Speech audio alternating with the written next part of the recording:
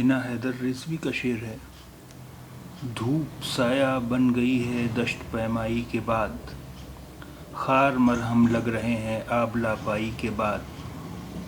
धूप साया बन गई है दश्त पैमाई के बाद, खार मरहम लग रहे हैं आबला पाई के बाद। दश्त पैमाई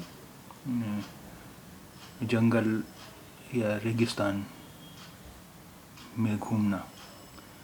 दश्त पैमाई जंगल या रेगिस्तान में घूमना। खार कांटा, खार कांटा। आबला पाई यानी पैर में छाले पड़ना।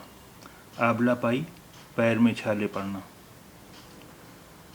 धूप साया बन गई है दश्त पैमाई के बाद, खार मरहम लग रहे हैं आबला पाई के बाद।